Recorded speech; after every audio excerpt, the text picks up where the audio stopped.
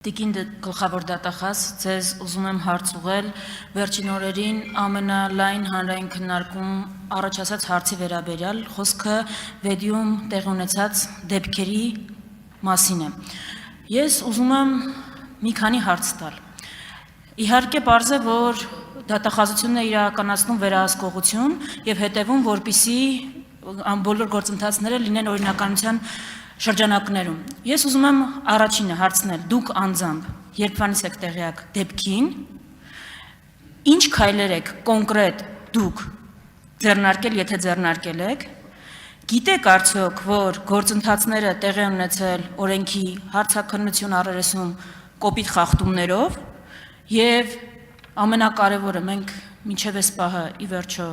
ինչի՞ չունենք կալանք, կարծես թե բոլոր հիմքերը դրա կան։ Այս հարցերին պատասխանեք։ Շնորհակալություն։ Վեդի դեպքի մասին տեղեկացել եմ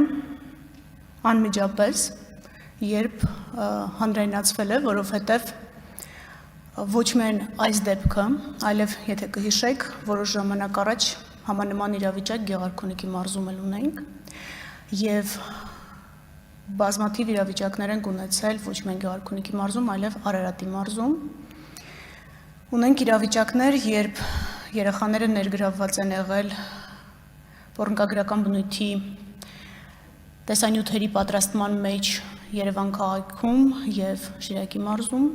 եւ այս ամբողջ ցավալի քարտեզագրությունը միայն այս դեպքով չի, որ ինձ հայտնի է։ Երբ առաջին անգամ մի քանի տարի առաջ Գեղարքունիքի մարզում նման իրավիճակի ես հատուկ եմ բառերն ընտրում, հաշվի առնելով նաև զգայունությունը եւ մեզ ունկնդրող աշակերտների առկայությունը, մենք միջնորդագիր հասցեագրեցինք իրավասու մարմիններին առաջարկելով, որպեսզի դատախազությունը լինի այն հանձնաժողովներում, որոնք կանխարգելիչ գործառույթներ ունեն։ Թեև դատախազությունը ինքը կանխարգելման տեսանկյունից ուղիղ ֆունկցիա չունի, բայց մենք ցանկություն հայտնեցինք, որ մենք ներգրավված լինենք, որպեսզի նմանատիպ իրավիճակները կարողանանք կանխել, որովհետև ինչքան էլ մենք հետո քննենք, խիստ խափանման միջոցներ ընտրենք, միևնույնն է այն տրավման, որը պատճառվել է, հնարավոր չի ամբողջությամբ բուժել կամ հետևանքները վերացնել։ Սրան գումարվում է նաև այն հանգամանքը, որ շատ հաճախ հենց խոցելի խմբերն են ներգրավվում, որը տվյալ իրավիճակում առկա է, եւ դատավարական խախտումների մասով չգիտեմ դուք ինչքան եք տեղյակ, բայց այդ նույն հարցաքննությունների հետ կապված անչափահասների ներգրավման դեպքում մանկավարժի, հոգեբանի պահանջ կա եւ նաեւ հարցաքննության զգայունության անհրաժեշտություն կա, որի մասով էլի դատախազությունը շատ հետեւողական է։ Վարույթը գտնվում է գլխավոր դատախազության անմիջական ուշադրության ներքո եւ ոչ միայն այս վարույթը եւ կարճ ժամանակ հետո նաեւ խափանման միջոցի վերաբերյալ կարծում եմ ձեր հարցադրումը եւ մտահոգությունը դուրս կգա, որովհետեւ այս մասով մենք խիստ խափանման միջոցների ենք գնում, բայց պետք է ընդգծեմ, որ շատ հաճախ այս արարքները կատարվում են ազատազրկման վայրերից։ Մենք ունենք դեպք, որը ձեզ հայտնի չէ եւ քիչ դեպքեր են, որոնք sense հանրային տարածում են ստանում, որովհետև մենք էլ չենք խրախուսում այս դեպքերի տարածումը, որպեսզի կրկնակի զոհականացում տեղի չունենա։ Անձինք գործել են քրեակատարողական հիմնարկից։ Եվ ավելին ստացած դրամական միջոցներն էլ հետո ինչ որ տարբերակներով կոնվերտացրել են այլ անձանց միջոցով։ Ուստի սա մի ամբողջական գործընթաց է, որը անընդհատ է գտնվում մեր ուշադրության ներքո, եւ մենք միայն այս դեպքով չի, որ հասկացել ենք, որ այս խնդիրը կա, գոյություն ունի, այս խնդրին անընդհատ աչալուրջ ենք եւ նաեւ ասացի ներգրավված ենք դրա ոչ քրեաիրավական լուծման գործընթացների մեջ։ Եթե ինչ-որ բան մոռացա, խնդրում եմ հիշեցրեք։ Ես ելույթին ավելի մանրամասն կանրադառնամ, ուղղակի հիշեցնեմ, որ մենք գործ ունենք փետրվար ամսից ուժայիններին հասու դարձած տեղեկատվության եւ դեպքերի մասին, փետրվար ամսից։ Երկրորդ հարցը, որ այլ թեմայի է առնչվում,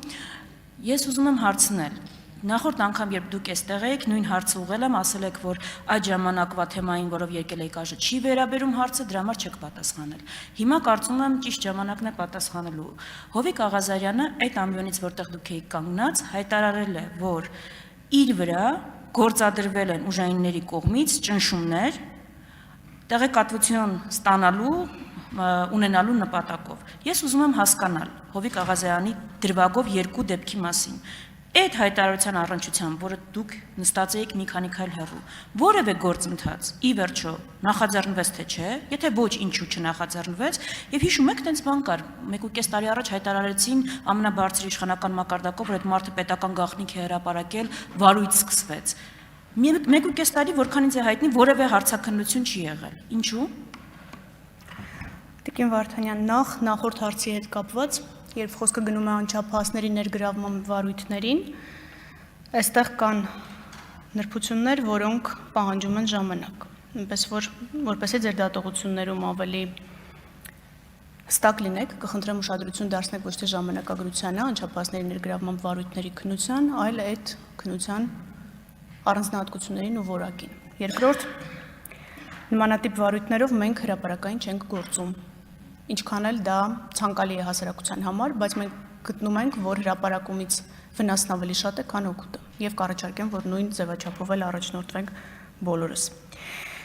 Ես մի տարվա ընթացքում, բայց ձեզնից ոչ մի գրավոր հարցում չեմ ստացել հաջորդ հարցի հետ կապված։ Ինձ թվում էր դուք հետևողական եք եւ ձեզ կհետաքրքրի վարույթի հետ կապված գործընթացները։ Ես չգիտեմ ձեզ որտեղից է հայտնի հարցաքննություն կատարվել է, չի կատարվել։ Որքանով ես գիտեմ հարցաքննություններ կատարվել են ու հավանաբար իմ տեղեկությունը ձեզնից մի քիչ ավելի շատ է։ Բայց ես կառաջարկեմ, եթե ձեզ շատ հետաքրքիր է գրավոր հարցում հղեք, մենք ձեզ ամենայն մանրամասնությամբ կպատասխանենք։ Ոչ թե իմ ազգային ժողովից ազգային ժողով գալը հիշեք։